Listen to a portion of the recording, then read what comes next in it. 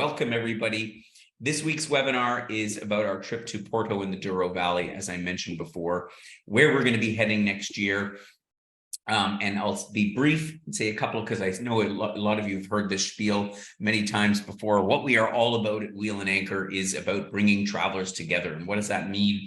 Well, we have a bit of a philosophy, and if you've joined recently, or maybe you remember, when you first joined, we sent you a traveler's creed, which is kind of the way that we as travelers like to look at the world and the pace of travel that we like to go. There's one of the points in there about sort of stopping and smelling the roses and taking the time to understand a little bit about culture and tradition and appreciate it and showing respect. And it's by sharing. And those of us at Wheel and Anchor who travel a lot, I think we embody that. And it's funny, I'm here in Florence, Italy, on a holiday, and the city is packed full of people. Tour groups everywhere, and and with all due respect to all the tourists that visit, but I really stop and sort of look at people, and I look at this sort of glazed over look in people's eyes as they're wandering around. Half of them are on like a 21-day tour with 17 stops and don't even know where they are, and we try to really savor the experience of being in a place. And that is inherently what brings us together. And I know the members that are here with me, we've enjoyed a few weeks down in the south of Italy and the Amalfi Coast. And we've really had some wonderful experiences getting to know some of the local people, because, when you spend a little bit more time in a place, and you say hello to the local coffee shop guy where you go in and grab a coffee or something like that. And it's a very different way of travel and of interacting with with people all around the world. And that's kind of the essence of what we're about at Wheel and Anchor. So I just wanted to say that, and I think our members really appreciate that. That's our raison d'etre, if you will. Joining me on the webinar today, my name is Gordon, founder of Wheel and Anchor, and I'm with the lovely Paula, who is one of our trip specialists. And is there to answer your questions and make sure that you are all ready to join us on one of our adventures. And Barb, who's joining us in the background today, one of our other trip specialists. And notably, who's not with me today, last year we had our special guest, Ricardo, who's our partner in Porto, but he is actually on holiday this week, so he apologized he isn't able to join us, but nevertheless, he sends his greetings and is looking forward to meeting our members who are headed off next week to Porto. So we are going to go on a little journey today through this wonderful region in the northern part of the country. And I'm going to be the guide today as we take a look at what this trip is all about and why it might be a place that you might be interested in going. So let's first of all take a quick look at the map. You can see where Porto is. Porto has really come into vogue in recent years as a place to go. I mean, Lisbon, of course, sort of stole the show about 10 years ago, and it was all of a sudden, it was named as like a cultural capital of Europe, and lots of young people flooded there and all the rest of it. And it was really sort of the place to go. But in recent years, Porto has become more and more a place of interest, partly because of the food culture, partly because of the Douro Valley. It's an amazing city, and I can honestly say I've only been there a couple of times, fairly short visits. I haven't had the benefit of spending a whole week there yet, but the feeling I get from that city it's amazingly different to Lisbon, and this is one of the reasons why we're putting so much emphasis on this part of Portugal, because it's interesting. Anyway, Porto sits obviously at the mouth of the Douro River that you can see there. The Douro Valley, of course, has increased in fame in recent years.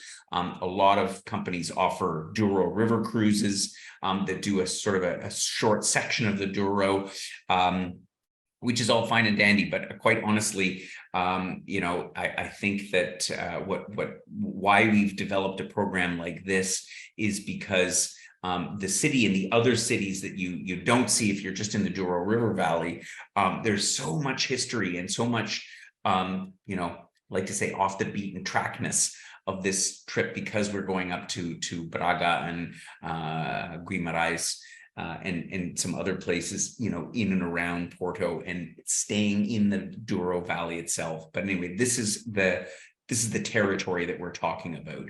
So I'll explain a little bit about our day by day itinerary.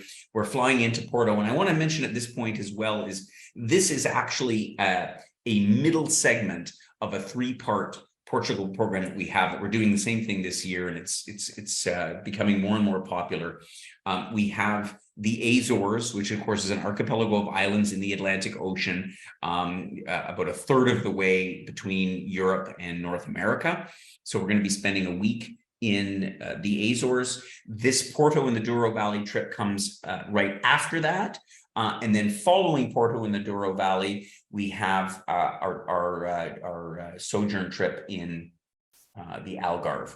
And so you can combine Porto with southern Portugal and the Algarve and make a lovely 2-week program, a little over 2-week program of it, or you can do a whole 3 weeks and include the Azores as well. So this is sort of the middle piece, and we'll be doing webinars on those other 2 programs soon. So you're going to arrive in Porto, which you can fly to from Toronto. There's various connections to take. I think that a couple of airlines, Air Transat used to and maybe still does fly nonstop into Porto, but otherwise you can fly via Lisbon quite easily on TAP Air Portugal. And you'll come into, again, a very welcoming city. It has a very different vibe to Lisbon, which has become, really the commercial capital. It's obviously the capital of Portugal, but it's become very frenetic and very busy, which is not to say that Porto isn't busy. It's started to welcome a lot of tourists as well, but there's a very homely feel to this town. And the geography sitting where it does at the end of the Porto River is quite interesting, because the city is all hills. So, you better get those walking legs ready, because, you've got the Douro Valley itself. You can see here with this majestic bridge that spans the river, on the other side of which you have all of the famous Porto manufacturing places where they create the famous port wine, and then the old town itself, which sort of undulates up and down and gives rise to this lovely architecture, tiled buildings. You're going to come in as usual. We don't plan much on the first day, because it tends to be you tend to be a little jet lagged after the journey across the Atlantic. But then right away the next day, we're going to get into some of the highlights of the old town. The city is all pretty much walkable. As I say, it is up and down, and much of it cobblestone streets. It's kind of as you would expect. And part of our experience in Porto, of course, will be to taste the port wine. And it's interesting when you stand on the right bank of the Douro River, if you're looking downstream, and you look up to the other side, so what the side that the old town is on, you'll see all the names, and you'll be familiar with a lot of those names, because a lot of the names of the port wine manufacturers are all English. They're all English companies. Taylor Fladgate, you've seen before, the other ones just can't even come. I don't even pop into my mind right in this moment, but you'll recognize them because you'll see the labels kind of at your local liquor store. And so going in there to find out the history of it and the influence that the British had at the time in introducing, not necessarily introducing, but really developing the industry, which is why you have so many English names. And tasting the different varieties of port. Some of us are aficionados already, but many people don't really understand a lot. And so it's a great opportunity to learn about port. And so we kind of launch right into that on the first day. We won't be going too crazy, but I know that we'll have a lovely lunch in town. We're becoming more and more known for our food, because I put a lot of emphasis on dining locally, but having some excellent meals along the way in keeping with the local cuisine. There'll be a free day then right off the get-go after that. We're going to give everybody on these kinds of trips a city card, because I think it's important that you have time to explore on your own. And there's so many little nooks and crannies to see in Porto, this beautiful church that sits up here on a hill, and it gives you a little bit of sense of the landscape around. As I say, the city is all built into hills. You can't really spend much time in Porto without having the famous pastéis de nata, the little custard egg tarts. I love them. I mean, they put a million calories in, but whatever, in Portugal, anything goes. And you'll be given a number of ideas of places where you can wander around while you have a free day in Porto. We're then going to take a day and head up to Braga, one of two cities to the north of Porto that we're going to visit. And what's interesting is this is all of a sudden off the beaten track, certainly as it relates to North American travelers. Most people won't come up here, but Braga is in fact one of the oldest cities in Europe. It was founded back in the Roman times, and it was actually side by side with Santiago de Compostela in northern Spain, up in Galicia, just to the north. It was the capital of the Catholic religion in Europe. And a lot of people don't realize that. So what's left behind from the 15th, 16th century is all kinds of castles and sanctuaries and gardens, some incredible stuff. And the city started to get known for Baroque architecture, which was introduced later in the 18th century. And so you see examples of that, like here in the sanctuary that you see in the picture. And it's quite a remarkable city, only an hour's drive away from Porto. So an easy day trip. And you'll see a part of the country that you don't really often get to see much of. And as I say, there'll be another free day. You'll have that city card. Most people, myself included, like to make a trip to Levar Vialello.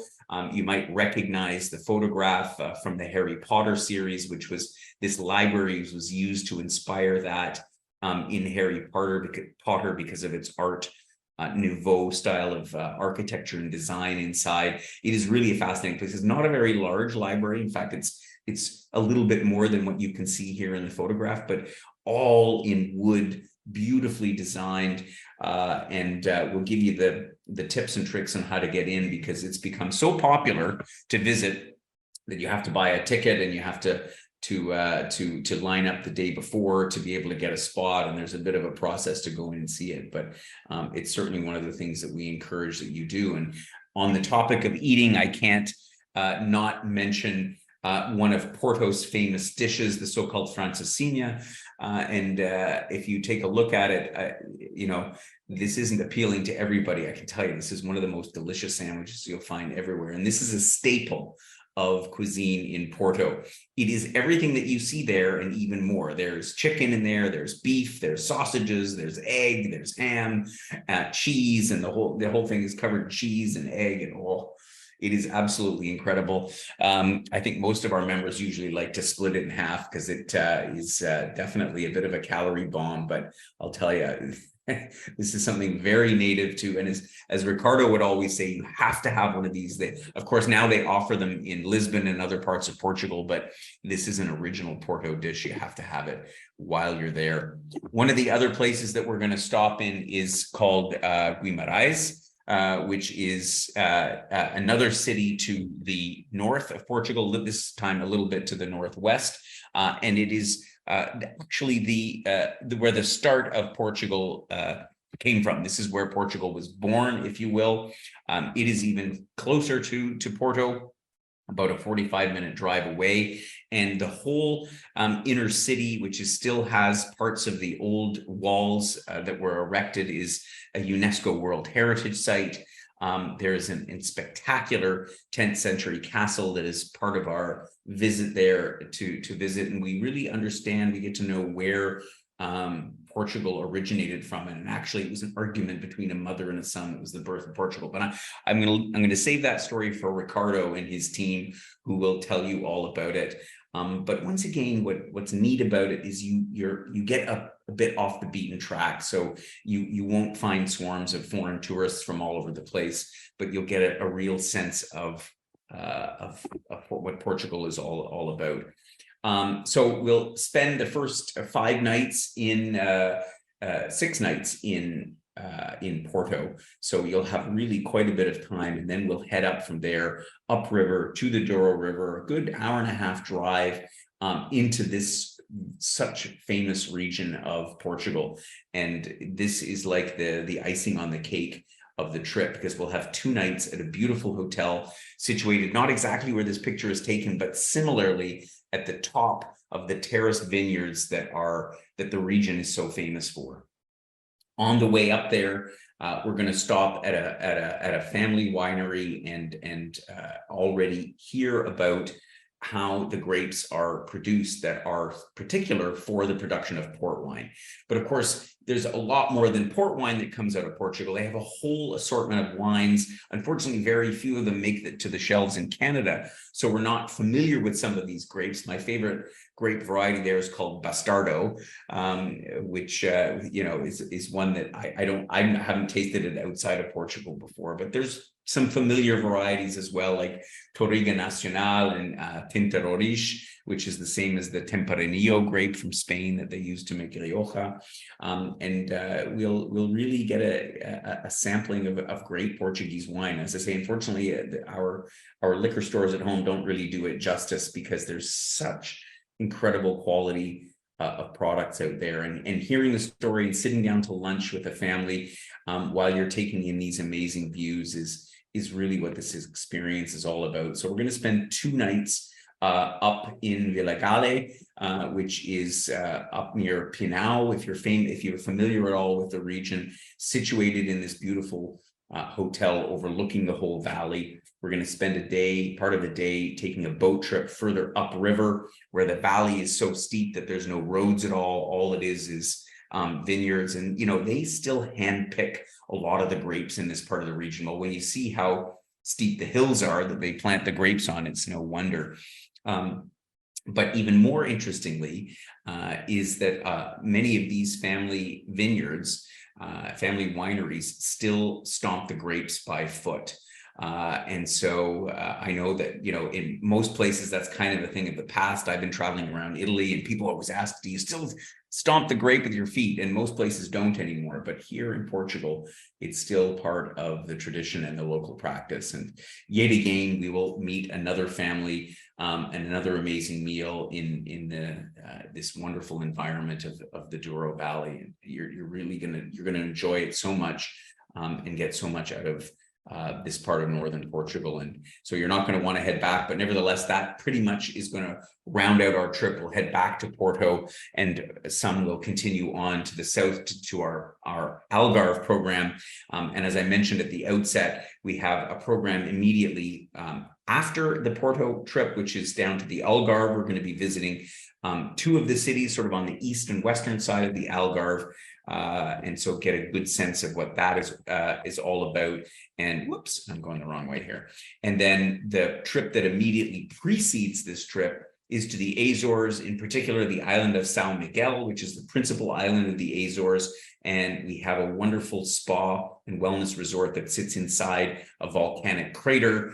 And we spend a few days there enjoying the hot springs and touring another amazing landscape, another beautiful part of Portugal. So those are our pre and post programs, if you will, to Porto and the Douro Valley. Of course, all of the details are in the program itinerary that will be released at the same time as this webinar. So you're going to get a copy of the replay. It's going to have all the details in it. So next year, April 20th to the 28th, and our prices here in Canadian dollars, which include, of course, all the accommodation, sightseeing, selected lunches and dinners. You're going to get to try that francesinha that I mentioned before, that incredible calorie bomb, a city card for the free days. And of course, one of our hosts will be joining you to make sure that you get the most out of your experience in Porto. So the only thing that we have to arrange in addition to the regular trip price is your airfare and any insurance that you might require. And at the moment, prices seem to have moderated a bit depending on where you're flying to, but we think that airfare will come in sort of around $1,000 depending what part of Canada that you are traveling from. I'm happy to announce that yet again, and this is consistent with many of our programs, where we are able to strike a deal with the hotel for people signing up early. So if you sign up for this trip before the 30th of June, we'll be able to knock $250 off the price of the trip. So that's more than 5% savings for those that sign up early. So we encourage you to do that. and I'm about to take any questions that you have, but please do contact Paula or Barb if you have any questions about booking this trip or any questions in general, because if we can't answer them, then Ricardo is not far away. Good deal. So on that note, are there any questions at all from our members, Paula, about Yeah, so I don't know if you want to touch on the weather at this time of year. Yeah, for sure. So this is springtime in Portugal, but it's not like Canadian spring. It's actually their spring sort of starts at the end of March, beginning of April. So I think it's a lovely time of the year because it's after Easter, but it's before sort of the onslaught in May. And that's kind of why we try and fit this time of the year. Porto is starting to become busy all times of year, but in the daytime, you're going to be temperatures around 20 degrees, might be 17, 18, might be 22. And in the evening, it'll be cool. So, and April is, Portugal being coastal means that, you can get wet weather anytime. You can get it in July just as much as you can get it in March or April. So, you'll likely see a little bit of rain here and there, but it's not overly wet. As I say, I think it's optimal because the temperatures are optimal for this kind of sightseeing. Perfect. Nice to see we've got a bunch of members that are joining us on our upcoming trip. They must be anticipating and exciting that are on this. Yeah, I bet. Someone's asking if it seems, that there's a lot of walking. Do we have any recommendations for, from other members or yourself on good footwear, like good walking? Well, yeah, it is. Footwear is uncomfortable, and I mean, I'm not an expert on shoes, but I would say two things. One is you want to have something that's comfortable, like a sport shoe, like a running shoe type thing, but ideally with the treads. I do see members, and I had some just on our last trip in Italy, with the sort of the flat bottomed rubber shoes, which can be quite a little bit dangerous because remember that it's all cobblestones, or not all, but there's a lot in these cities, and they tend to be very slippery when you're wet. So personally, I like like the Solomon type. I don't care about. I'm not pushing any brands here, but like a hiking shoe with good solid treads on it with a lot of is great. We're not here for a fashion trip, so yeah, good shoes is important. Breaking them in beforehand so your feet are comfortable with them is always a great idea. Perfect. A couple more questions have come in here from David with regards to the level of activity on our trips, and if you can touch on that, and maybe with someone who maybe has limited mobility. Yeah, limited mobility is tricky on a trip like this because we do a lot of walking, and Porto is a city that is there's a lot of narrow streets, particularly in the historical old town, and we stay at a lovely hotel, the Teatro Bay, in the middle of the old town. So we don't do a lot of moving around by vehicle. We're doing it on foot, and it's hard to get around that. So it's not ideally suited if you aren't able to sort of walk a couple of kilometers a day. You probably struggle a little bit with this trip, and we want people to enjoy it to the fullest. So there's not, so it's not optimally suited for those that aren't capable of walking at least a few kilometers a day, and up and down. I mean that's just how it is. But as far as dietary restrictions are concerned, in the meantime, we can accommodate pretty much anything. The most important thing I say to members is tell us not only what you are allergic to or intolerant to, and they can, everything gluten-free, or if you're not able to eat meat or sodium or whatever it happens to be, we can pretty much manage anything if we know it in advance. But I also say, even if you don't like something, because it does happen, people come on trips and then, like they'll be serving fish and they'll be like, oh, I don't really like fish.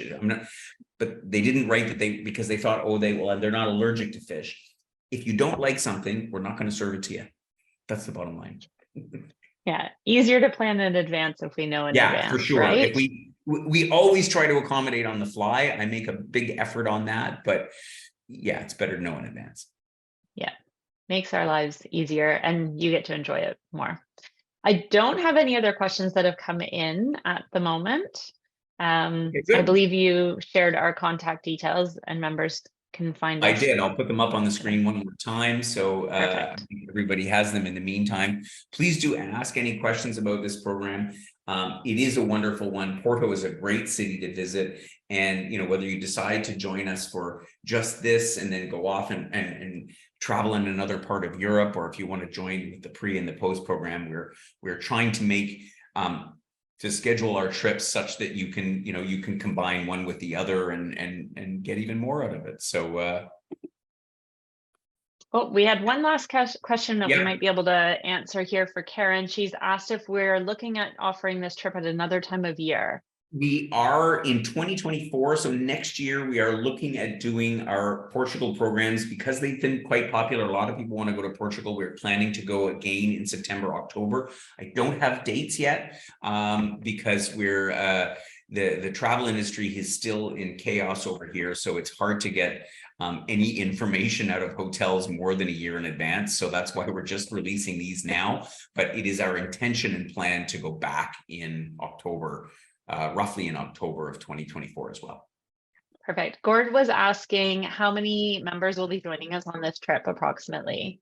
And Paula, the answer is, I think our group sizes are between 10 and 16 for yeah, these three different parts. yep, Yeah, so within that range. I would also say these Portugal week trips probably deemed the highest last minute booking requests, which a lot we had to turn away because it is a pretty popular part of the region. And so once the rooms are full, they're full. It was really hard to get additional rooms from these small properties we work with.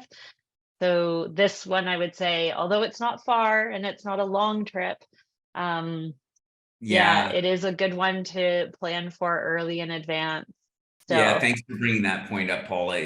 We're really struggling these days because hotels, because the demand is off the charts, and so I handpick, and I've been to most of the hotels that we offer in all of our programs because they're charming and they're small and they're not giant, Hiltons or Sheratons or whatever.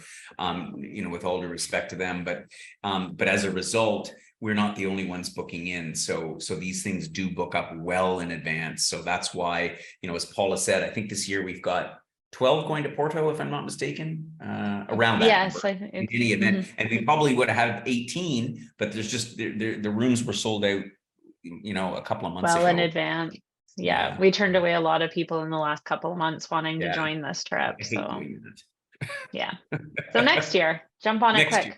quick. Anyway, yeah, exactly. Sign up quick, get the early bird booking bonus, and then you'll be in. Thank you for joining us, and we will be having, and Paul has posted it there in the chat. We will be having webinars on both the Azores and Algarve. They're a couple of weeks away because I'm off to host some of our members on a trip through Africa starting end of this week. So that's why we have a bit of a pause of our webinars for now, but we'll be back real soon. I can't wait to bring you some more exciting wheel and anchor trips. Thanks for joining us, and take care and have yourselves a great rest of the day.